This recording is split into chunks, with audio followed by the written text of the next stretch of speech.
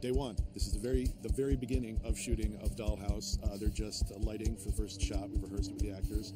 We're way behind, and I have no idea what I'm doing. Completely out of control. So I think that's a good start. What am I most excited about? Just seeing the chemistry between everybody for the first time is going to be fun. And getting to work with what is largely a whole new bunch for me and seeing how they bounce off each other. I'm sorry, you want a drink or something? I got a white wine in the fridge. Was it right when I said I got a white wine in the fridge? I think it was, right? I've got a white one in the fridge. You go. Fridge. Mentally, I was pretty depressed. I was working on the movies and kind of trying to get stuff off the ground, and Eliza made her Fox deal to do a show and bribed me with lunch to come out and talk. In the course of explaining to her what kind of show I thought she should do, I figured out exactly what show I thought she should do and what it was called. Rolling now, rolling. And action. Where did you hear about Dollhouse? Good. I said Dollhouse. It's evolved for sure, but that was sort of the basis. A woman being pulled in all these different directions, being forced to be all these different people every day, but her self-awareness and realizing this is actually who I am.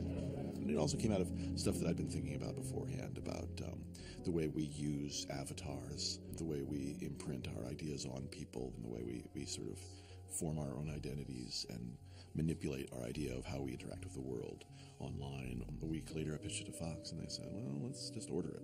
And the whole thing happened in under 2 weeks. And then the writers' strike happened 3 days later. So that was a little bit of a hiccup. There have been a couple of hiccups since then. Dollhouse. Underwater, a woman's body cuts into the water from above, the camera moving along with her as she takes a lap. This is Echo. She is beautiful and completely focused. Her face betrays nothing but calm as she gracefully pulls herself along. The casting process was remarkably easy, and it went easily because everybody agreed. Joss has like a sixth sense, and he has great instincts, and so when it came to casting, I was really pleased. I mean, beyond pleased. You know, obviously we already had Eliza. You trust me? Harry was probably the last person we cast. And, you know, we put up a lot of good actors up against Eliza, but she's got so much power. The thing about Harry is he's so steady. He's like a black hole. She's all energy, and he just sucks it up. What I do know about Boy Langton is that at one point he was a police officer. There is an affinity with Echo. He who was supposed to take care of her winds up needing her help. Stop. No. You got shot with a freaking arrow. Once we got, Olivia, which was a huge coup. Joss has a reputation for and a huge interest in using good actors, and that makes my job a lot easier because I can bounce off other people's talent.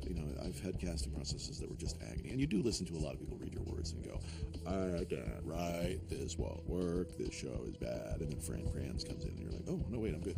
Okay, we're shooting the episode Echoes, Topher and Adele, who seem to be the only people who are completely isolated from it. We think they're safe back here, but because they have a sample of it, they become infected. And this is really just an opportunity for us to have a lot of fun with two actors who usually have to do one thing, getting to do something very else.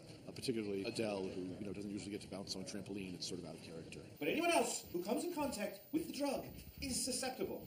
Say hi for me. Tomo was the only guy that I really wanted to play Paul Ballard. So in the next scene, I'm going to be disarmed, and she's going to proceed to break my arm, and then kick the crap out of me on the ground. I've been a fan since the first episode of Battlestar, and I just felt like he is this rock-solid guy. And I can take that guy and pick him apart. You're a little sweet on me. Ridiculous, yes. Reed Diamond was a tremendous find.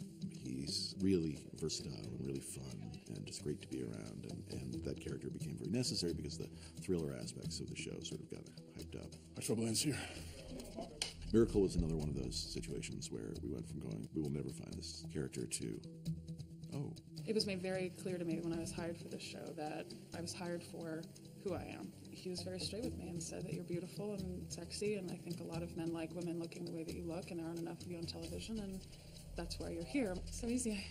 I feel like I just got here. Deachin was the most convincingly tough, upper class, like you could do the accents. What up, Los Angeles? I went into test and then I got the call, and I think I just screamed very loudly into the phone. No. No.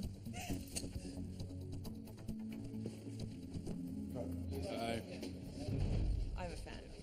And we had Enver. The thing that got Enver the part was him as an active. The innocence, those big old eyes. So guys ready and kicking? And a little scream. Something like that. This is what happens when you're sleeping and two very large men fall on you through glass. Wow. Dr. Saunders was a character I created after I had already sold the show. I'm compiling a report. Amy Acker was not the first person that I was thinking of, but she just tucked the part under her arm and walked away. Joss ultimately is master of the universe, but it's fun because you're there at the beginning. Everyone is involved in making the show. Liz and Sarah were the first people that I wanted to run the show with me. Tim was wrapping something else up to my ear, and I was just like, the next thing you do should be this. Steve DeKnight and Jane Espenson, two of my biggest brains, and Steve's a shooter too, which is exciting. But then we got to the baby writers, and Andrew Chambliss came off of, I guess, Bionic Woman, and Tracy Palomo had been a writer's assistant on Angel, and Jed and Marissa, it's family. So we had two meetings. The first was a family meeting where we said, let's really look at this. I mean, we were terrified and nervous when we submitted our samples, and met with Liz and Sarah. It was very official. Terrifying. It was very official. What if I have to fire you? It's day 97. Most of us are dead, or frozen solid, or possessed by aliens. The only time I panicked was every morning during production. We were supposed to shoot the imprint room with the fancy moving chair. The chair ain't moving so fancy, so we're moving on to a different scene. The chair. God help me. The chair we had was fairly silly looking and didn't work. The actors would be ready, but the chair needed 15 minutes to warm up. Hello, Echo. How are you feeling? So that it could go like this. Down here you see we have the beginning of the actives. These are rudely referred to as dolls, but we call them actives. A lot of the terminology, you struggled to come to engagements, actives, the imprinting technology and the wedge. But then we found out that that's a fairly dangerous term when somebody said, well, was he wiped clean or was there something stuck in his wedge? Welcome to Total Incompetence Theater. Okay, so what we're dealing with today is that we had a mini crisis. The hospital scene between Danica and Echo kind of confounded the network a little bit. Why are we starting in a hospital? It's kind of a talky scene. We're talking about it, we're not seeing it. Suddenly occurred to me, I made a horrible mistake. The original pilot opened with a montage of Echo being different people and coaching somebody who was at a crossroads in her life. You don't know me. I am you, dumbass. In one version, she was in a hospital. He'll kill me. Not if you kill you first. And I was like, no, they don't like that. We'll shoot another version where she's with this guy who's about to pimp her out. You don't think I look good anymore? I think I look good. Then it became a wealthy socialite girl who was partying too much. And hey, I'm Max. By the time, I'd put that one together, it was clear to me what the network wanted. What if I'm not worth saving? When I pitched it, the idea was that it could be very sort of relationship-oriented and go on these engagements that were very mellow and strange and sort of contemplative. Now, obviously, Fox, slightly different vision. Raise the stakes, raise the stakes, raise the stakes. Here we go. Effects go hot. Rolling now. Rather than try and recut the entire thing, I just decided to make another one. So, to make a prequel, take a step back. Action! Give me my daughter! What people don't understand about killing the first pilot is since the time of the Aztecs, the first pilot has always been killed. The heart ripped out of it, and it gets thrown into a volcano. Welcome, everybody, to our very first episode read-through ever. Memories wiped. That's the sort of So is the stuff that we shot in the other pilot that doesn't exist, is that going to be used or usable? Is all? Most of it is going bye-bye. We had a shaky few weeks, and I won't tell you that personally and professionally, that's terrifying. Having a 3-week hiatus when you don't really know what the word hiatus means in TV context, it was scary. We didn't know what was going to happen, and people don't tend to tell actors the bad news. Joss seemed very much in the driver's seat on the whole thing. He got us all together and he's like, this is definitely my decision. This is something I want to do. Joss knows what's going on. I think that initially Joss had much more of a sense that it was going to be, this week it's an action engagement, this is a heartfelt thing, this is a comedy bit. The first episode that I wrote really introduced the world, but not the structure of the show in terms of every week she's somebody different and they go on an engagement to perform a certain duty. So he'll come at you, because then he's like, oh, you're the best, what happened to you? And he's going to be grilling you. Beat up in your grill. Grilling. He's going to be grill.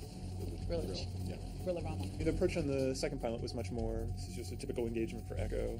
So it's kind of holding back on a lot of the mythology. With the original pilot, that was Paul meeting Caroline. So there's kind of something cool to holding off on that, because then when Paul does meet Echo, there's much more anticipation for that. I'm counting on it. It's a blessing and a curse when you're given the green light to just go ahead with something. That means that what they're saying is you don't have to worry about the normal hoops that you would have to jump through for development. You're just going to go straight into production. But the truth is, those hoops are going to exist just further down the road. There have been some hurdles. Either crashed through them or hopped over them or just gone around them. Background? Ready, and camera? Episode 6, Man on the Street, was the first time where we really took license to do an episode about the Dollhouse as opposed to just a straight-up engagement. It feels like this really is the show where we've got a paradigm that really pleases us, really pleases the network, and takes everything about the Dollhouse kind of to another level. It was the first one I felt I understood how I could make the show in the manner the network liked, and also the manner that I liked. And I wrote it faster than anything I've ever written. You know, we just wander out, and there's a new script, and it's phenomenal. And I get to do amazing stuff. I go home and tear these scripts open. You have a book. I enjoy looking at it. Would you like to see? We started turning out some stuff that was more sort of Dollhouse-centric. Ignorance in this case truly is bliss. I don't think they're as ignorant as they're supposed to be. I know. We're working on it. It confirmed the things that we all kind of suspected would be the stuff that we loved the most. And the relationships between Dr. Saunders and Adele and Boyd and Dominic and Topher, like the behind the scenes of the Dollhouse. This has been a different experience than I've ever had on a first-year show. Sometimes it was grueling because we were trying to redefine the show while we were trying to shoot it, and we managed not to shoot a single episode in order. I think Tomo kind of got the worst of it. So where I'm like, Loomis, I got a name for you in the bar when I see you off. Oh, no, that's still in, but we didn't see her then. Cool. But and we did see her episode 2. Now she's out because it was like slowing things down. So now she's back in 5. So the one we're shooting next, which comes before this, so you will actually got to live with. Yeah, I know. We're like, got it. Considering we shot so many things out of order, it took a while for me to actually lose it the way I had it sorted out in my head in terms of when I met people and those relationships, and it was hard for me to get it straight. He's got a gun! You have to go now. He'll live. You'll be blamed. But the engagement is complete. We'll never know I spoke to you. The original pilot, he was shot, and then he wasn't shot, and then we did shoot him because we had some footage of him that we really like. Some of the stuff that they salvaged from the original pilot, I mean, they were using in the 4th or 5th episode. The one thing that we hadn't counted on at first was how much we were going to compromise Tomo's character. His relationship with Melly, just got uglier and weirder and cooler. The Dollhouse is way bigger than I ever thought it was. I think he's underground. Didn't we know that? We had always intended for him to end up in this devil's bargain by the end of the season. I don't know where it's going to end. When you find the Dollhouse, we'll shut it down. But we hadn't realized that the way we were going to do that was by breaking him down from the inside. Too much? Too fast? Do I smell that bad? I have a message for you from inside the Dollhouse. That's not funny. My name is November. Don't do this. It's heart-wrenching, and it's so sincere, and it's so genuine, and it's so sweet, and you're just rooting for them, and as soon as you find out she's a doll, it's just so devastating. The inevitable conflict is between the standalone and the mythology. I don't like a show that's just up in its mythology so that you're just like, what's around this corner, what's around that corner, what's in this hat, what's going on, like, let's make it up as we go. But at the same time, I do know that ultimately the people we're going to be most invested in are the people we see every week. That was so cool. Once we started getting into the relationships, started getting into the mythology of the series, that's when it became, not only interesting for us, but I think for the fans. I could if this guy wasn't a paranoid freak. There's like 1 trillion layers of passwords on here. This isn't company stuff. This is his own personal minefield. I need a new computer. Let's go. The first person I really conceived after Echo was Alpha. I'm not kidding. No, I'm not fooling. He's not kidding. We're not bluffing. I'm bluffing, but the rest of us mean business. Yeah. I knew I wanted to have somebody who was just out there who represented the total chaos that was possible with what they were doing. It's going to be great. As soon as I knew that I wanted the character of Alpha, somebody who had been imprinted with several personalities, I knew that I wanted Alan to play it. Told me about the show. It was this great show. It was like, cool. And there's this one role. And he described the role to me. And it was just so mind-blowing. I was like, who's playing that? I mean, really suckered me in. I was like, who's playing that? And I knew I could pull a switch on the audience by introducing him just as funny sidekick guy, which he does beautifully, and then turning it around. The great thing about Alpha is that he's many people in one, and ultimately insane because of it. No, I'm not fooling. He's not kidding. We're lying. We're not bluffing. I'm bluffing. But the rest of us, we mean business. If he goes south on you, you know it's going to be fascinating to watch. 3, 2, 1, slash! Alpha's more of an idea. Alpha is an idea of what happens when you start to manipulate the human personality and the human heart. How far to the new hole? Where's Laura? What's your She got torn. She got printed. Almost took a bite out of the virus before we noticed. We had junked an episode, which is not uncommon with pilots, but is not looked for. So here's the studio, and they need 13 episodes. I was like, you know what I can do is I can shoot you an episode for half what it costs. I'll shoot it on vid with a run-and-gun crew, and it'll be a post-apocalyptic future. I'm insane! Where they discover the dollhouse, only it's kind of dusty and underlit, and we'll show hints of what's going to happen in the future. And if the show dies the death, then it's kind of a nice capper, and if the show doesn't, then it's a swell tease. I believe I had them at half the cost of a regular episode, and they didn't hear the rest of it. This is Griff. Go Mag. Northeast of Spring and 5th. Green room is open, but the party is crashed. It's a really cool part because I'm in post-apocalyptic sort of society, and I'm dirty, so that's the fun part. That's all there is to it, really. It's about fake dirt.